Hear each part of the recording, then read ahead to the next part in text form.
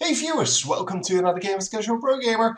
Today we're doing a game, well a match actually, best of 5 between JimRising in the top left corner as our Zerg player and PiliPili as the Protoss in the bottom right corner.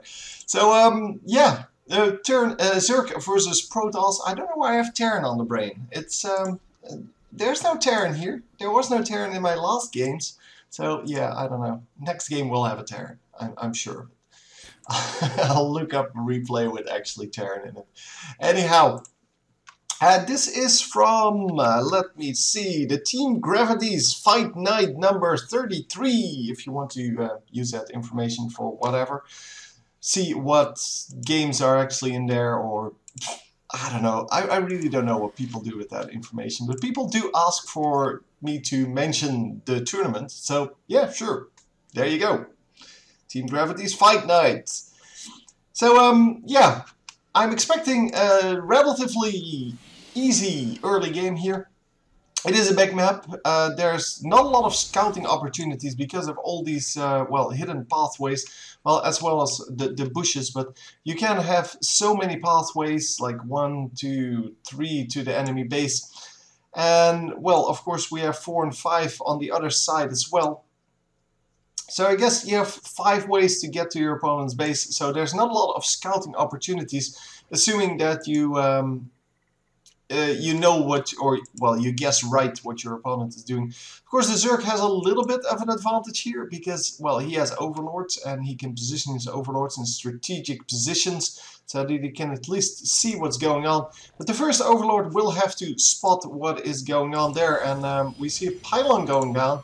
I think that was after the gate, or the hatchery went down. I'm pretty sure, because well, yeah, I'm not actually sure why he positioned his pylon there.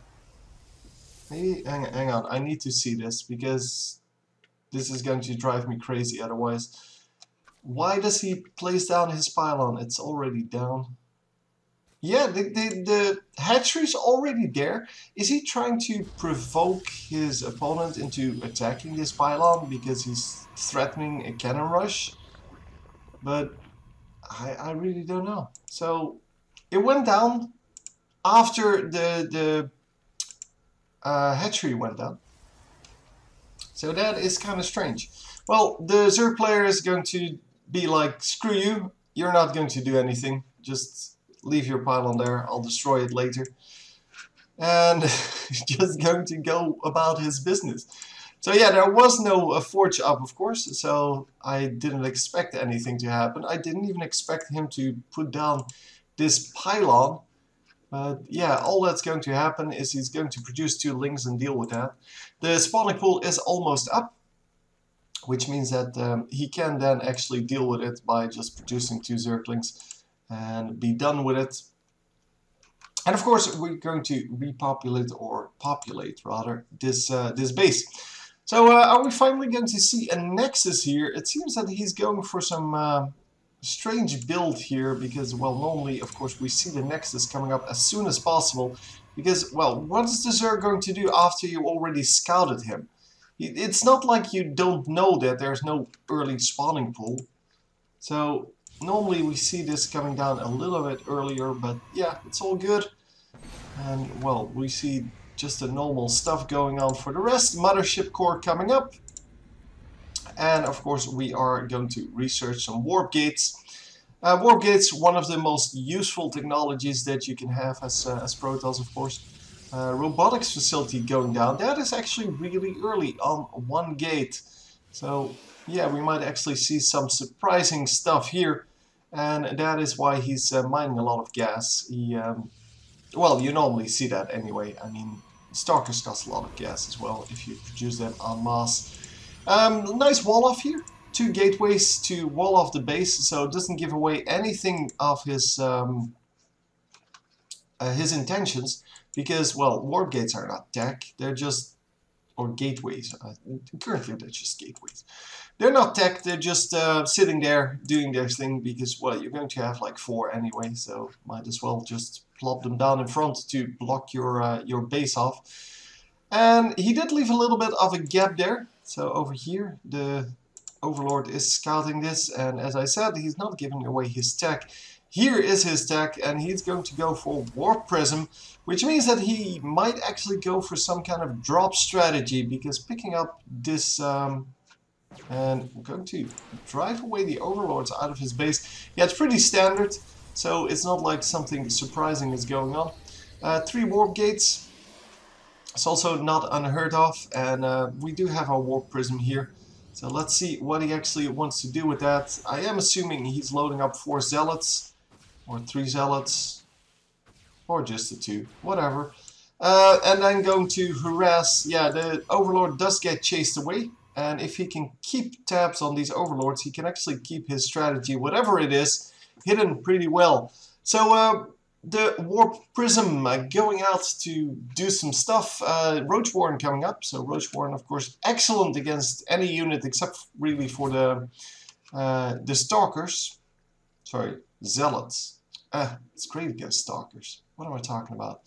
The Zealots can rush into them, and yeah, they can absorb a lot of the damage. It's not like they will win the fight, but the Roaches tend to get stuck on just attacking the Zealots, and that means that the heavier units, well, like this Immortal, really early Immortal here, they are going to be, and no extra gas is taken. In fact, he's not even mining anymore. So going for all Zealots here and going for 4 extra gateways, this means that he wants to just rush his opponent, and if this doesn't work, he is in a lot of trouble. So we will see him just take the long route, because he's expecting at least here to be a scout somewhere. So over here or over here, there to be an Overlord, and he doesn't want his army to get spotted. So he's going forward with the 1 Stalker and of course his Warp Prism, which is now warping in. And now it finally gets revealed, and I'm wondering what the response is going to be, because there's not a lot of things you can do against this. As I said, well, Zealots, once they have charged, they're completely, well, going to win the fight against the Roaches. But they block off the Roaches from the Immortals, and the Immortals can do so much damage. So as long as he can keep these Immortals alive, he's going to be in great shape. Just going to rush in and yeah, keep the Roaches busy, because Zealots are really cheap. So you might as well use them to keep the rest of your army alive, and the rest of the army is just 2 Immortals. There's nothing else here. But yeah, it is doing very well. He drove the Roaches into a corner. No way to get out of it. Yeah, just a little bit too greedy here from our Zerg player. Went for 3 bases, didn't have an army, and well, just couldn't make it work. Couldn't micro against the Zealots enough for, well, to actually get to the Immortals, and the Immortals just kill your entire base if you don't deal with them. Very nice early game strategy here from our Protoss player PiliPili, and yeah, that's the end of that. Hope you enjoyed, and I will see you next time. GG.